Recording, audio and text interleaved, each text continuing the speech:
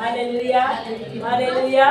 म्हणून प्रियांनो, जीवन जगत असताना देवाच्या आज्ञेप्रमाणे हे माझं आरोग्य, हे माझं जीवन, हे माझा आधार, याच्यानुसारच मला जगायचं.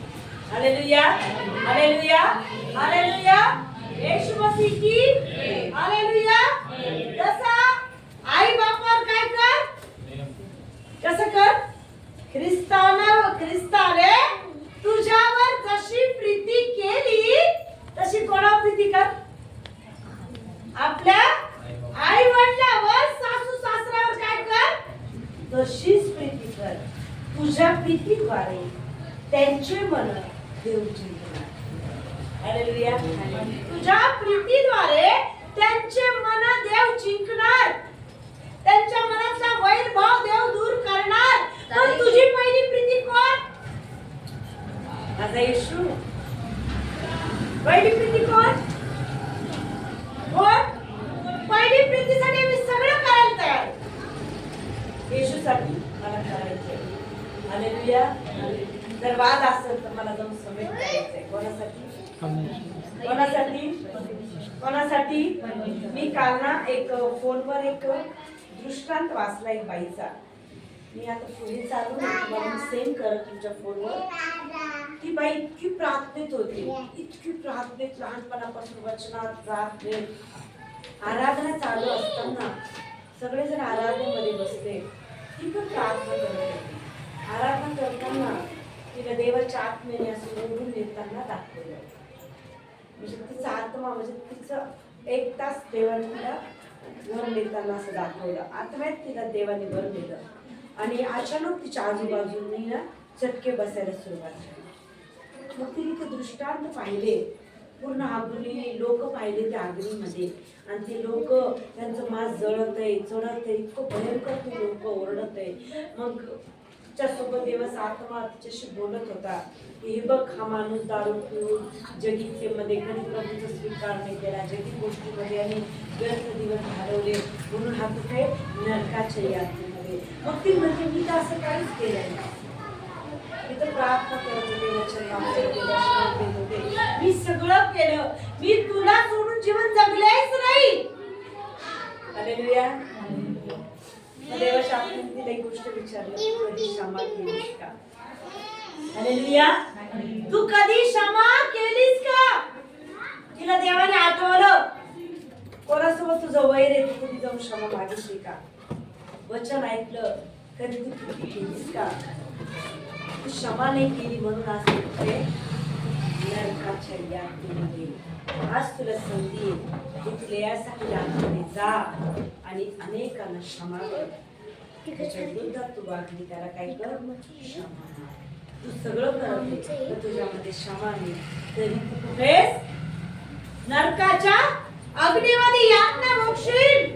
पण तुला मी काय करते, संधी देते, जा जगामध्ये लोकांना सांग, क्षमा नाही तर.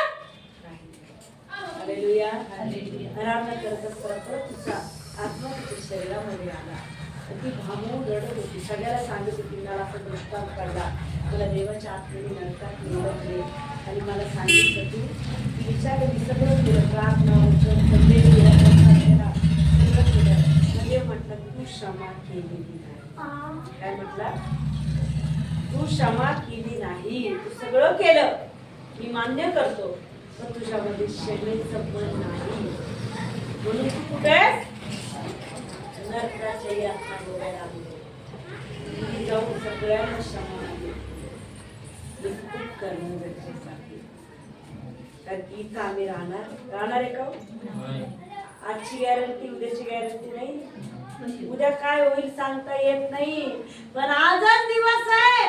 मला जर देवाच्या जवळ जायचंय ना, मला त्या स्वर्गीय राज्यात जायचंय ना, आज मला सगळ्या पापाची कबुली करून सगळी क्षमा मागायची. कशासाठी? मी उद्या गेले तर कुठं जाणार मी? अरे मी प्रभू जवळ जाणार, पण मी आज क्षमा केली तर उद्याचा दिवस माझ्यासाठी आहे. मी मेले तरी चालेल, पण मला आज काय करायचं? क्षमा. सहनशीलतेचं जीवन मला जगायचंय. कोणासाठी? माझ्या प्रभूसाठी. हालेलुया. कोणासाठी? जगाच्या उद्धार करण्यासाठी. Hallelujah, hallelujah.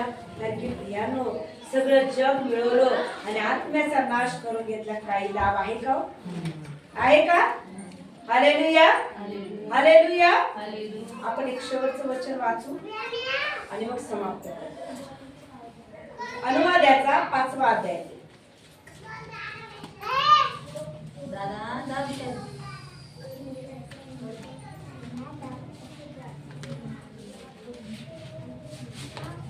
5वा अध्याय आणि 16वा वचन वाचा.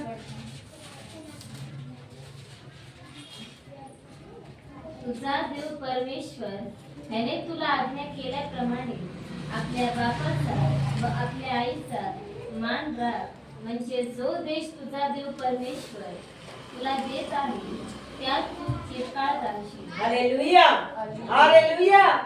कुठं चिरकाळ राहायचंय? प्रभूजवळ गेल्यानंतर कुठं राहायचं चिरकाळ? नरकाच्या अग्नीमध्ये नाही, मला स्वर्गात प्रभूच्या जवळ राहायचंय. पण कधी? तुझा देव परमेश्वर याने तुला आज्ञा केली आहे तत्नुसार आपला बाप व आपली आई याचा मान राख, म्हणजे जो देश. कोणता देश? ही आमची जागा आहे, आमचं घर आहे, हे आमचं वतन आहे? नाही. उद्या मेल्यानंतर कोणतं वतन आहे माझं? कोणतं वतन आहे? किती वर्षाचा प्रवासी मी? 50 वर्ष, 60 वर्ष, 80 वर्ष. याच्यानंतर प्रवास संपून मला तिथं जायचंय. तिथं टाइम नाही लावणार, एवढा वर्षच राहील नाही. तिथं अनंत काळात आहे. किती? माणसाचा जन्म 80 वर्ष, 90 वर्ष, 100 वर्ष, लय गेले तर 100 वर्ष. कोणी 50 मध्ये चालले, कोणी 30 मध्ये चालले. हालेलुया. पण तिथं तसं नाही. 30 वर्ष अग्नी भोगत मी नंतर ये नाही, तसं नाहीये. इथंच आहे वय मर्यादा, इथं नाहीये. तिथं अनंत काळापर्यंत आहे. पण इथं केलेल्या गोष्टी त्याच तुला स्वर्गात येणार. इथं जे देवाच्या वचनानुसार तू जगणार हेच तुला अनंत काळाचे सुख देशील. कारण की त्याचं वचन आहे, हे मनुष्या बरे काय ते मी तुला सांगितले आहे. नीतीने वागणे, आवडीने दया करणे, देवाच्या समेगमे राहणे. हालेलुया. नीती त्याच्या वचनाची, सहभागिता त्या सहवासात, नम्र भाव, दया करणं. कोणाचं अनुसरण आहे? देवाचं. Hallelujah, hallelujah. काय म्हणत आहे? बाप व आपली आई याचा मान राख, म्हणजे जो देश तुला वतन करून तुझा देव परमेश्वर तुला देणार आहे त्यात तू चिरकाळ राहशील आणि तुझे काय होईल? कल्याण होईल. कुठे आमचं कल्याण? इथल्या कल्याणाच्या मागे लागू नका. इथं कधी बंगला होईल? अरे ते बंगला आज बांधला उद्या जाशील. बंगल्याचं सुख घेशील का? घेणार का बंगल्याचं सुख? इथं कल्याण करण्याच्या मागे कसंच लागू नका. इथला बंगला आज शानदार बंगला बांधला देवशी, तू उद्या माझ्याजवळ येशील. कशाचा बंगला? जगात बंगला बांधू नको. कुठं बंगला बांध? कुठं? स्वर्गात बंगला बांध. तो बंगला बांधण्यासाठी तुला देवाच्या आज्ञेने जीवन जगावं लागेल. बरोबर बंगला तयार होईल. देवाचं वचन अनुसरावं लागेल. बरोबर बिल्डिंग वरती तयार होईल. हालेलुया. एक छोटं उदाहरण देते थोमाचं. थोमा एक राजा थोमा एक राजाला म्हटला की महाराज तुमचा बंगला मी बांधून देतो. हालेलुया. रिअल आहे थोमा, देवाचा शिष्य. 12 शिष्यातला एक थोमा. Hallelujah, hallelujah. ज्याने येशूच्या कुशीत बोट घातलं, जिवंत आहे का म्हणून पाहिलं, तो थोमा. Hallelujah, hallelujah. आणि ते थोमा राजाकडे आला. राजाला म्हणला महाराज आपण तुमचा मोठा महाल तयार करू म्हणे. मी तुमचा बाप माझा महाल बांधून देणार. ठीक आहे म्हणे, सांग म्हणे किती धन संपत्ती पाहिजे. धन संपत्ती जितकं लागलं तेवढा पैसा त्यांनी दिला थोमाला. म्हणे माझा महाल तयार होत आहे. हालेलुया. थोमाने काय केलं, गोर गरिबांना अन्न वस्त्र निवारा त्या पैशाद्वारे पुरवला. गरिबावर दया केली त्या पैशाद्वारे. अनेकाची मदत केली, अनेक ठिकाणी सुवार्थ सांगितली. हालेलुया. मग महाराजला आतुरता वाटली, माझा महाल तयार होतोय. थोमाला परत विचारलं, काय रे बाबा माझा महाल कुठपर्यंत तयार झाला? काय नाही महाराज, छत बाकी म्हणे थोडं. काय म्हणे महाराज, छत बाकी म्हणे थोडं. मग ते म्हणे छत बाकी आहे तर घे म्हणे, आणखी पैसा लागतो. आणखी पैसा दिला, भरपूर पैसा दिला. मग लोकांना विचारलं, काय रे म्हणे थोमा माझा महाल तयार करत आहे, तुम्ही पाहिलाय का म्हणे? लोक काय म्हणले, कशाचा महाराज महाल? तुमचा तो थोमा पैसा उडवते म्हणे, लोकांना अन्न वस्त्र निवारा देते म्हणे, लोकांना खाऊ पिऊ घालते, मजा करते म्हणे. राजाला आला राग, बोलून आणा म्हणे त्या थोमाला. त्या थोमाला उभं केलं. काय रे म्हणे तू माझा महाल बनवत आहे? हो म्हणे राजा, महाल तयार झाला म्हणे. अरे कुठे म्हणे माझा महाल? तुमचा महाल स्वर्गात बांधला. हालेलुया. काय म्हणे, तुमचा महाल स्वर्गात बांधलाय. स्वर्गात बांधलाय, ठीक आहे म्हणे, त्या स्वर्गात तुला पाठवतो. हालेलुया. ज्या स्वर्गात माझा महाल बांधलाय ना, त्या स्वर्गात मी तुला पाठवतो. हालेलुया. आणि ते स्वर्गात जाऊन काय कर, माझ्या महालाचं रक्षण कर. हालेलुया. लोक शिपायानं सांगितलं त्याला मारायचं फरमान काढ म्हणे. हालेलुया. त्याच्यातच त्याचा भाऊ आला. कोणाचा? राजाचा भाऊ आला. राजाचा भाऊ मेल्यानंतर राजाचा भाऊ वरती गेला. वर गेल्यानंतर देवाच्या समोर उभा राहिला. त्याने विचारलं की देव, प्रभूजी म्हणे मला त्या महालात राहायचंय. त्या महाल दाखवले, मला या महालात राहायचंय. तो परमेश्वर त्याला म्हणाला की बाळा, हा महाल कोणाचा आहे? तुझ्या भावाचा आहे म्हणे. तर म्हणते माझा भाऊ तो खाली म्हणे, तो थोडी मेलाय.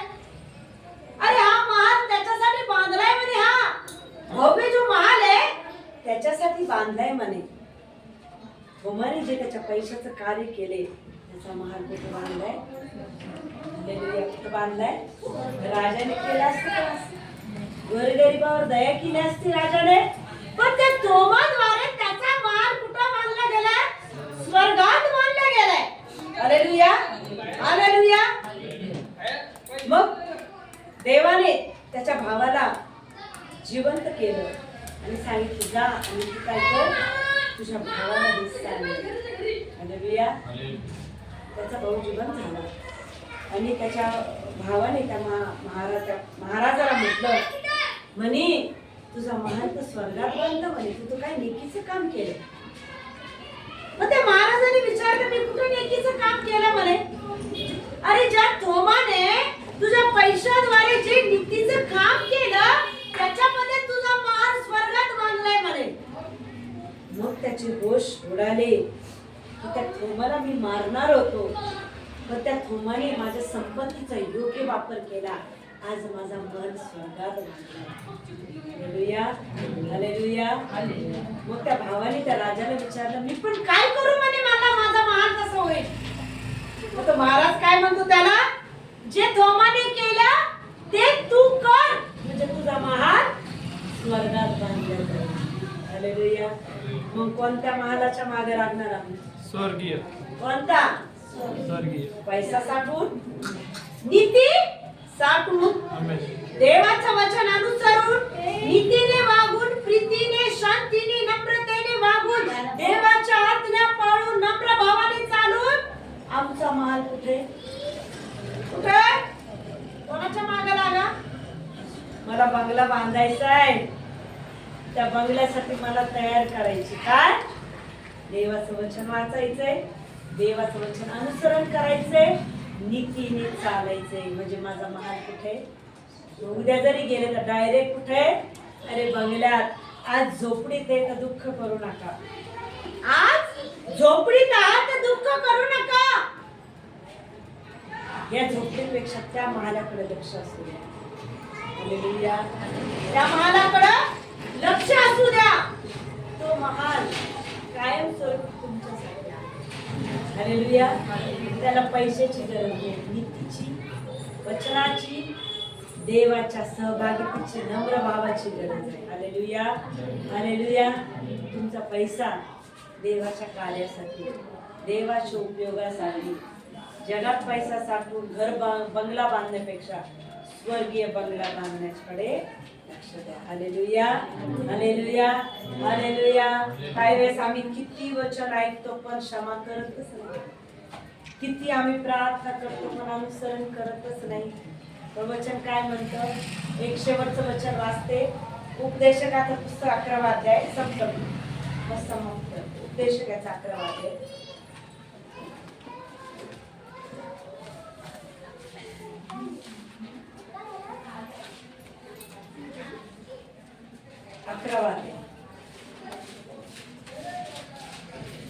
नीतिसूत्रेच्या नंतर उपदेश 11वा अध्याय. लक्ष द्या. आम्ही मनमानी जीवन जगत आहे. प्रभू काय म्हणतो बघा. 9वा वचन. हे तरुणा आपल्या तारुण्यात आनंद कर. तुझ्या तारुण्याच्या दिवसात तुझे हृदय तुला उल्हास देव. तू मनास वाटेल त्या मार्गाने जा. व नजरेस येईल तसा चाल. पण या सर्वाबद्दल देव तुझा झाडा घेईल हे तुझ्या लक्षात असू दे. तुझ्या लक्षात असू दे. असू दे. कशाचा झाडा घेईल? कामा नाही केलीस तर तुझा झाडा कोण घेईल? काय म्हणतो देव?